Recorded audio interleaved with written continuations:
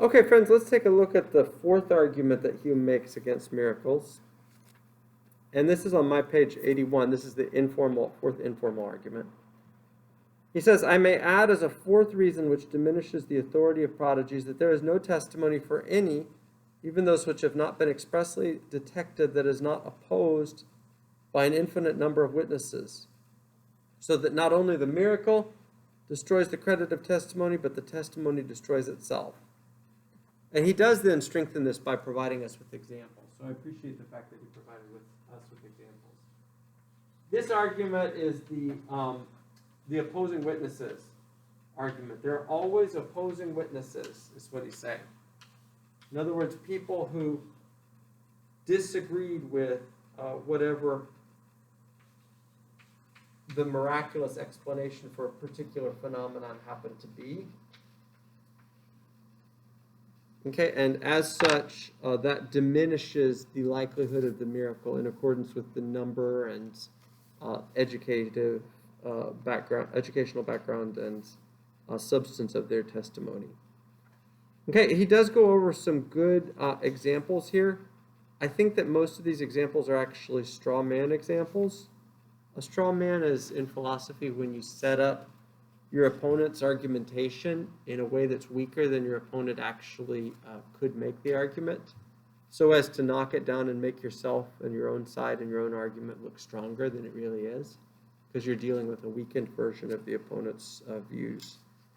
And I wish he had actually dealt with a number of historical miracles that have no opposing witnesses, where everybody who was present asserted that, yes, something supernatural happened in this case. A couple general comments about all of these arguments. Okay, all of these informal arguments are part of what's called a naturalistic worldview. A naturalistic worldview just asserts that there is no supernatural thing, there are no supernatural phenomena in the world or that interact with the world. Naturalism, whenever it faces a possible non-naturalist explanation for a particular phenomenon, it would rather assert that we have misunderstood the naturalistic explanation than that the supernatural explanation is correct. It would rather, it assumes that the naturalistic worldview is always the correct explanation for whatever the state of affairs happens to be.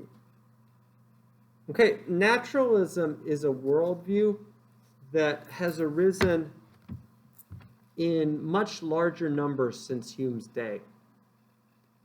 Okay, and it's a worldview that's got a lot of adherents now, but it doesn't have, a lot of people are half-hearted adherents to it.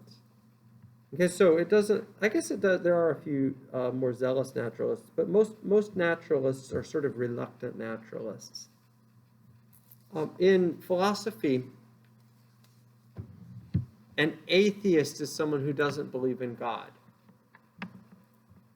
A naturalist is someone who doesn't believe in any supernatural thing at all. So naturalism is the larger umbrella term, and atheism is the smaller, more specific term. The naturalist worldview these days, if you look at the latest statistics, it's held by about maybe 10 to 12% of Americans. But a lot of people in the society also have tendencies toward naturalism that aren't necessarily, well, most Americans run through multiple worldviews in the course of their lives. So I guess to say that a whole bunch of people tend towards naturalism without holding all of its propositions might be the most accurate way of describing the majority of naturalists.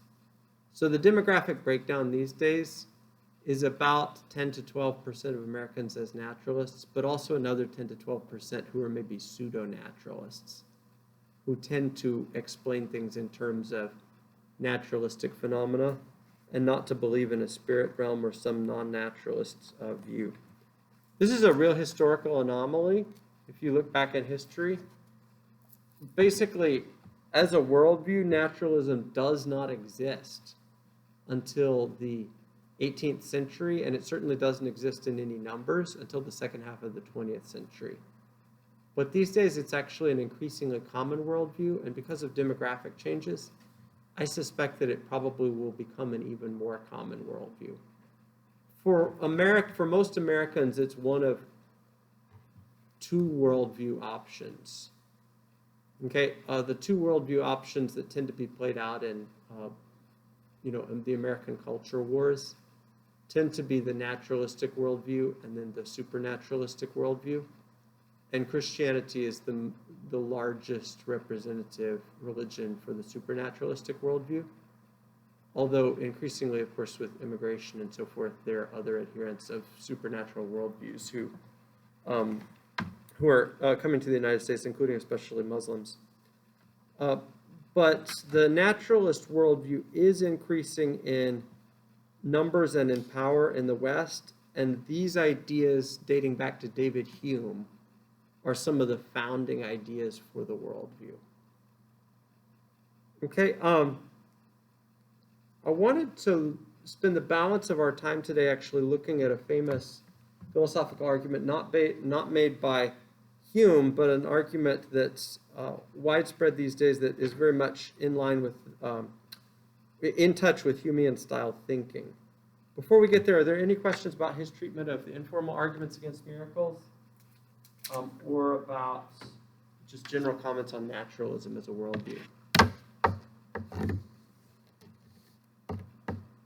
Okay, these days it's really common to encounter naturalists. Many HBU students are naturalists. The idea, I don't believe in God, is an idea that would have been unthinkable to someone who lived in Hume's day 300 years ago in a university setting. Okay, but it's an idea that's actually quite commonplace these days. So it's something that it's important to be familiar with. Okay, let's now look at the evolutionary argument against naturalism. So this is our second major point for today's lecture.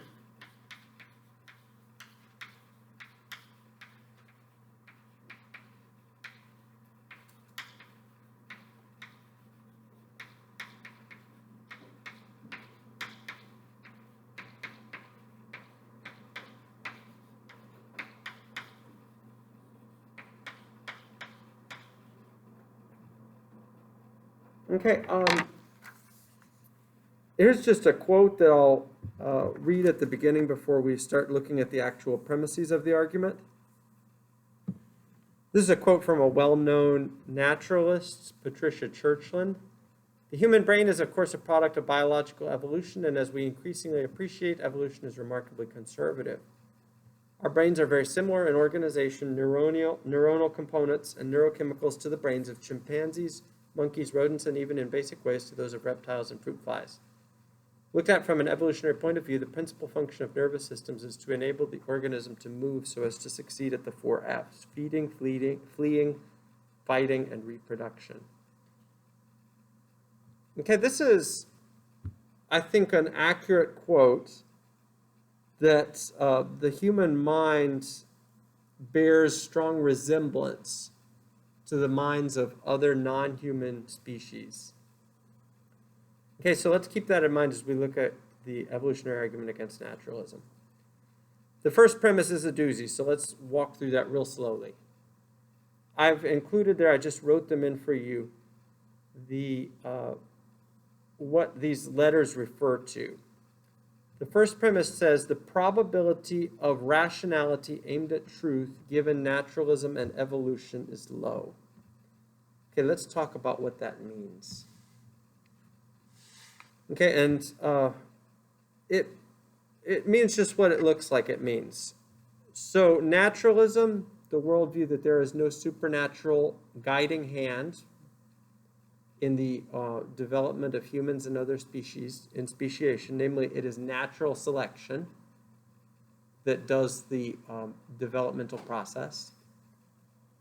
Evolution is just the assumption that evolutionary mechanisms are the explanation for human origins for sure, but also for speciation more generally. The key letter there is the R. Okay, the R. Think about evolutionary processes for a minute. I don't know how familiar you guys are with evolutionary biology, but evolutionary biology as a theory of speciation and of selection asserts that species are selected for their ability to survive. Species are selected for their ability not only themselves to survive, but to pass their genes on to future generations who then survive in turn. And certain characteristics of species are selected for that purpose. Okay, so for instance, let's just take a classic example. You and I have immune systems. Our immune systems are amazingly good. Our immune systems are the ultimate survivors. We have superpowers, basically. If you were to drop us back, because we're the survivors, we're the ones who made it.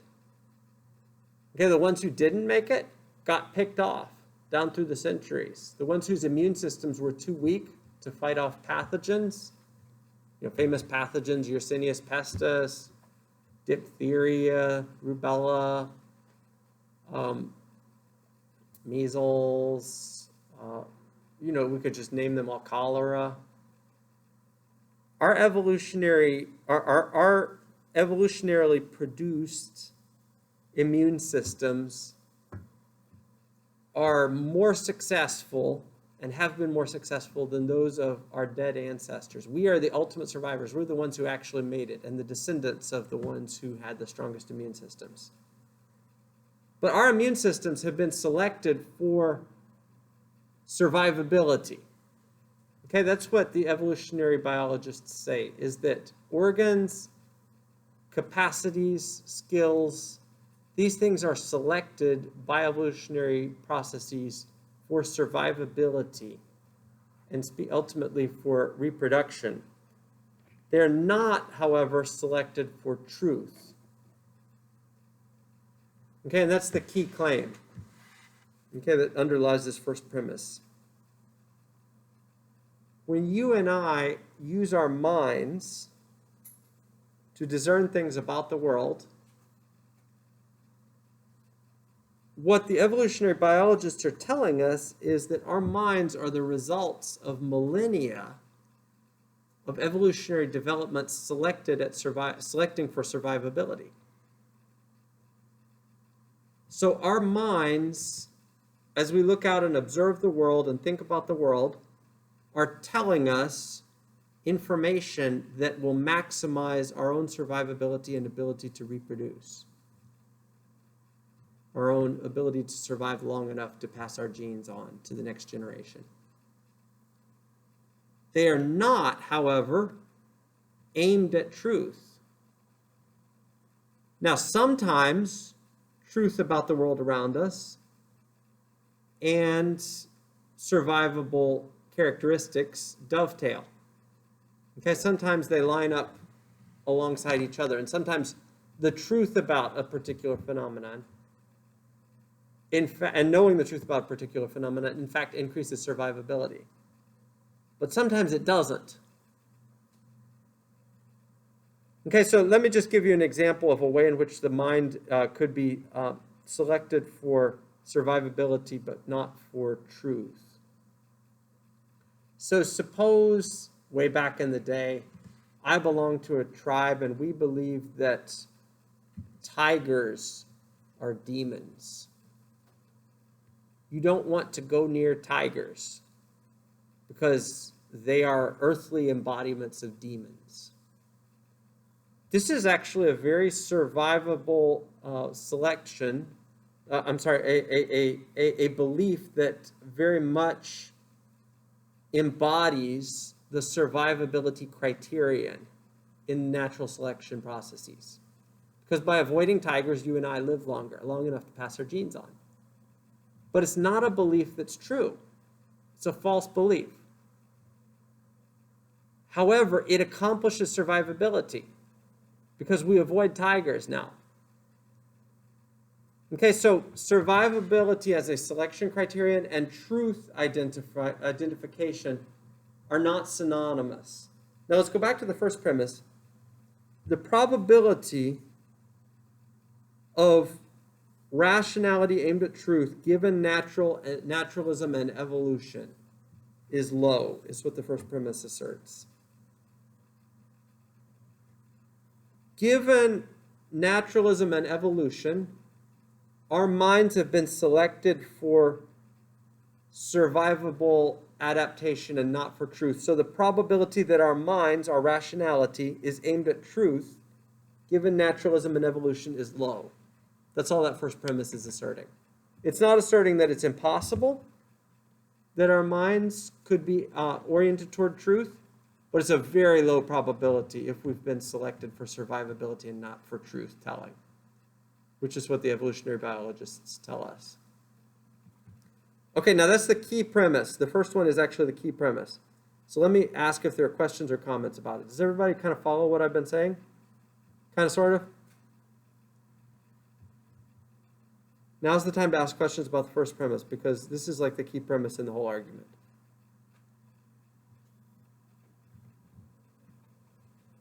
Okay. I'm not getting any feedback from anybody, so I'm going to assume that we're all on board and we all understand what's going on here.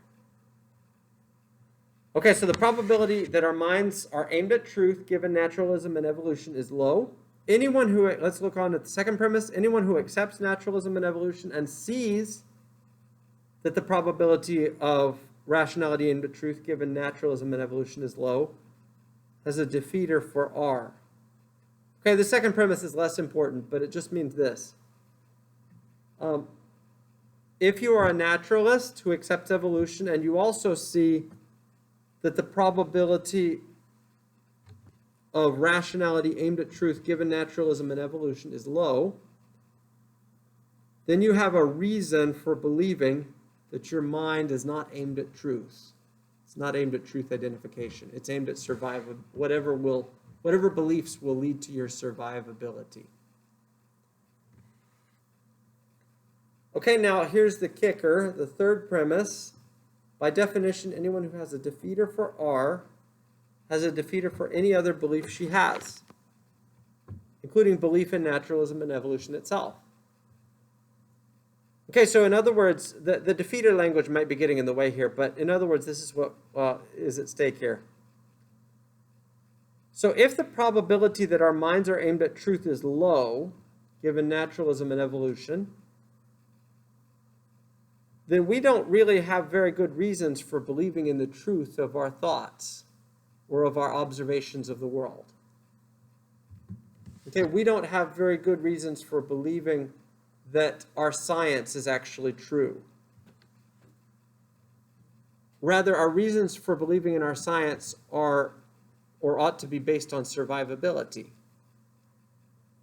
In other words, we have strong reason, given evolutionary biology, for believing that our science will lead to beliefs that will maximize our ability to pass our genes on to the next generation. But we don't necessarily have reasons for believing that our scientific endeavors are leading to actual truth about the world. Okay, and this means also that all beliefs are aimed at survivability and not at truth, including belief in naturalism, which is one such belief. Okay, the belief that supernatural phenomena don't exist is presumably given evolutionary explanations for our origins. The belief that supernatural phenomena don't exist is a belief that is maximizing our survivability, but not necessarily true. Okay, did everybody follow that move? Have I thoroughly lost anyone? Please raise your hand if I have lost you, and I will work through the... Yes, please. Where have I lost? We're not quite there yet. Yeah, we're still on the third.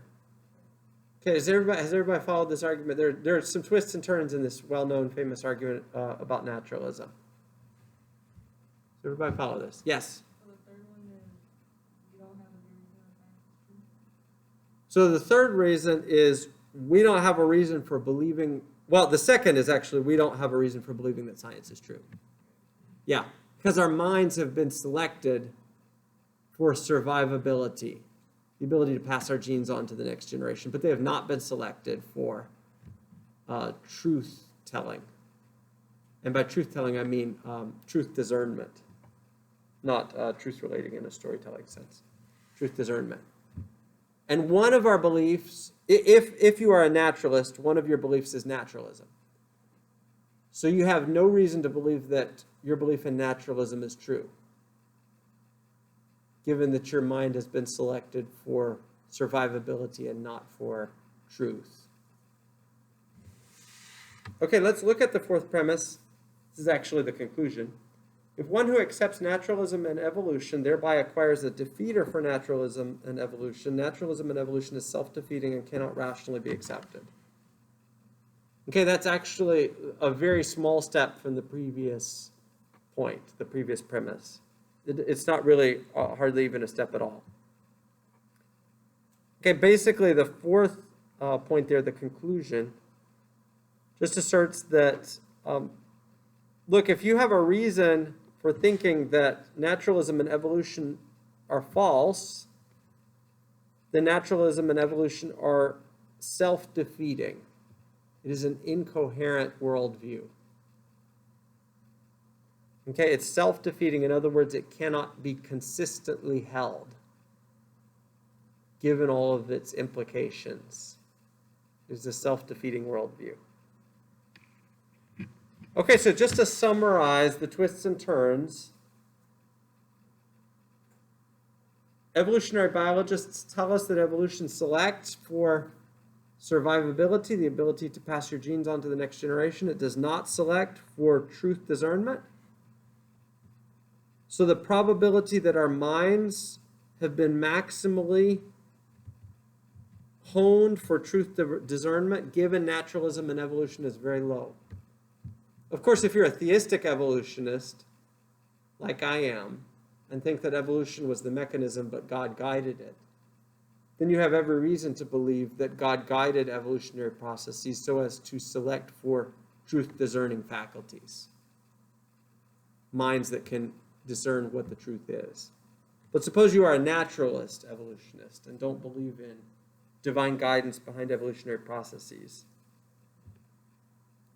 If you're a naturalist evolutionist, then you don't have a reason for thinking that your mind has been honed to identify the truth. If you don't have a reason for thinking that your mind has been honed to identify the truth, then you have a reason for questioning the truth of your beliefs, including your belief in naturalism, which is one of your beliefs. If you have a reason for questioning your belief in naturalism, then naturalism as a worldview is self-referentially incoherent. It can't be consistently held, because basically you have a reason for thinking that your belief in naturalism is false. And naturalism is the original assumption behind your formulation of the argument in the first place. Okay, that was a mouthful. Any comments or reflections on this famous argument? Is it successful at defeating naturalism? Is it not? Because there are some objections to it.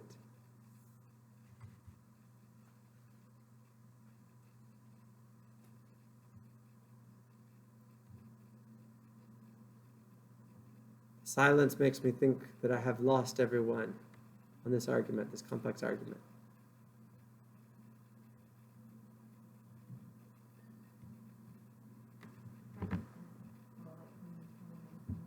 Kind of makes sense?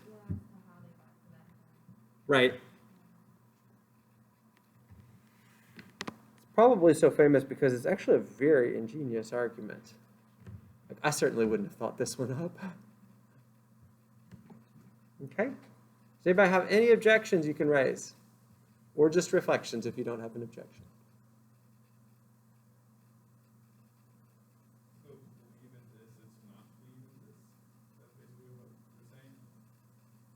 To believe in naturalism as a worldview is to believe in a worldview that you have no reason to believe in. That's what the argument is saying. Because you are believing in a worldview that requires you to agree that we have not been selected for truth discernments. And so you have no reason to think that the beliefs you have are actually true, including naturalism itself. Yeah, that's what the argument is asserting. Okay, there are some objections to this argument. We're out of time today, but I'm going to go over some objections next time. Okay, so stay tuned for the video.